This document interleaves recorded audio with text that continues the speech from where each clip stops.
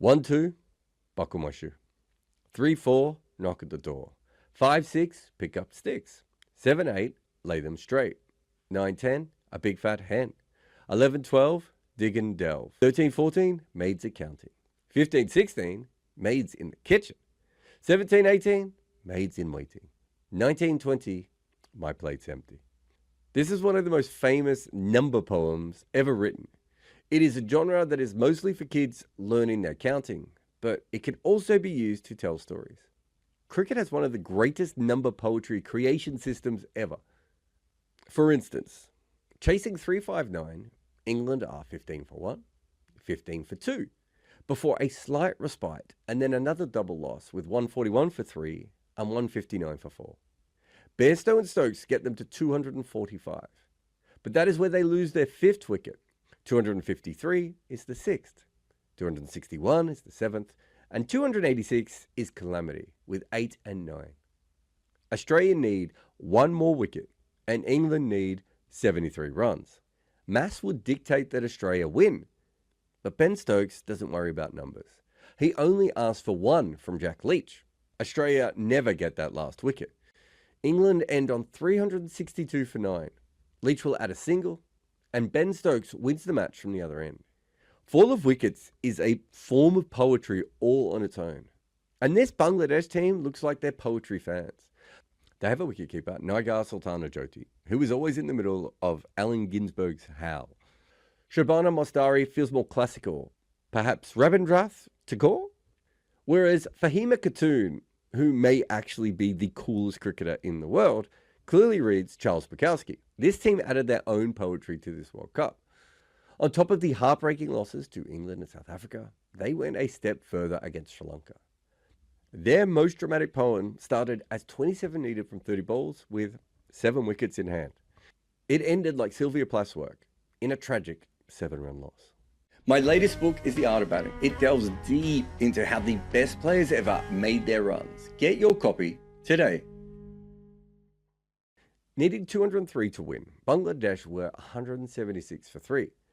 They hadn't lost a wicket in about 30 overs. 27 for 30 is so illustrative that you don't need to be a cricket expert to understand how close this game was. The number 27 does that for you. That is when Chamari Atapatu took her first wicket. Shauna Akhtar for 19. She only made 90 runs in the tournament, and so it wasn't like Bangladesh had been leaning on her. Enter Ritu Moni. She added 44 for the tournament, and none in her first 3 balls in this innings. This was the curse of Bangladesh, an almost insane inability to rotate the strike. They got stuck just when they needed nothing more than a few runs to keep the machine just ticking over. At the other end was Sultana Jyoti, who had already added 67 runs. All Bangladesh had to do was get her on strike. But you know, that's not their thing. So for 2 overs, they lose 1 wicket and score only 6 runs, meaning 27 from 30 becomes 21 from 18. The maths has flipped. Atapatu was bowling, and she started with a horrendous wide full toss that was hit for 1 run. And the next ball was equally flighty, but instead of a single, Sultana lofted it down the ground for a boundary. They pick up 4 more singles and end up with 9 from the over. Now it's 12 from 12. The math is mathing again. Kumari bowls the next 3 balls, a dot and 2 singles follow. Moni decides to try and get a boundary with a big shot over the offside, yorks herself and looks a little bit silly, and she's gone. Oh, and there's something I need to tell you about all this. Moni's dismissal was their 5th wicket, but it kind of wasn't. Shaman Akhtar had made 64 before injuring herself on a run. She had to leave the ground. What was interesting about her runs was that for the entire World Cup, Bangladesh's top order has largely been non-existent. No team had been worse at getting top order runs. Now that they had finally got some from a batter in the top 4, they lost her to injury. Rabia Khan came in next, took up a dot, and then kept herself on strike for the last over and almost hurt herself doing it. So now Bangladesh needed 9 from 6. They still had Sultana, but at the wrong end. Atapatu had the ball again. Rabia took that strike and did exactly fuck all with it. Out LBW moving across the crease. They appeal, but it's another wicket. And still, Sultana is at the wrong end. That is what needs to be rectified. Sultana must get on strike, especially as Nahida Akhtar is batting, with still no sign of Shamin Akhtar after her injury. Nahida has played 60 matches. In those, she's faced 538 balls, and she's hit 22 of them for 4, and she averages 7. In this tournament, she made 21 runs. The idea that she'd make many was optimistic, but she only needed 1 to get Sultana back on strike. Atapattu over pitches outside off stump, Nahida bunts it to mid-off and dashes.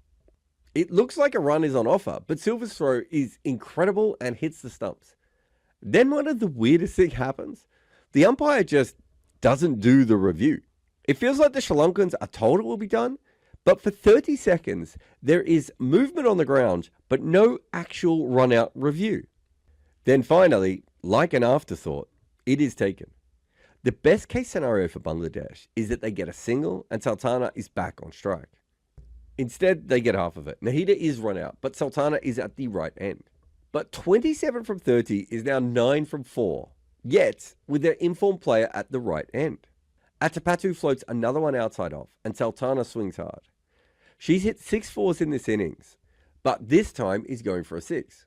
However, she doesn't get much of it, and it floats into the night sky and is caught by Silva again, who along with her 38 in the first innings is having a huge impact on the game. But now Bangladesh have a whole new problem. When the run out occurred, Sultana went on strike. But then they unretired Shamin Akhtar to be the non-striker. So their last recognised batter is back in the middle, injured and at the wrong end. Shamin is not a big hitter, but she has hit 1 6 in her career.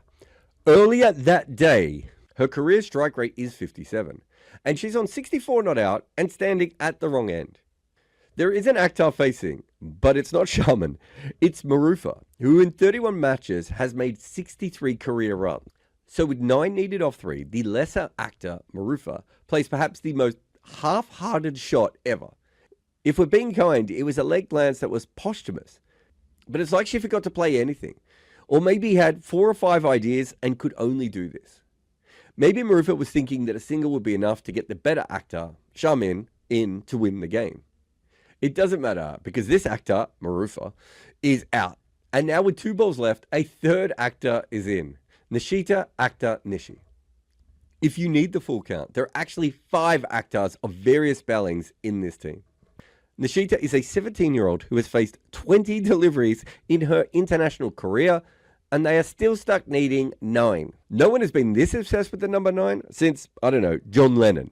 Nishita comes down the wicket and swings hard. And they no longer need 9 runs, they now need only 8, but from 1 delivery. Shamin Akhtar is finally back on strike, and her last delivery was 15 overs earlier, and so she has come out to face 1 final ball. And instead of coming back from injury to win the game, she can't do that. And to add a final poetic moment, she plays and misses to their final delivery. Bangladesh needed 27 from 30 with 6 wickets in hand, including 4 Akhtars. They got 20 of them. On 194, they lost their 6th, 7th, 8th, and 9th wickets. In poetry terms, 27 left. Math whispered. Bangladesh fell, stranded on the 9. Are you as chronically online as Moses Enriquez? Then here's another video for you. Or if you also like books and stuff, you can buy my new one on the art of batting. If you loved this video, hit the bell icon to be notified for more.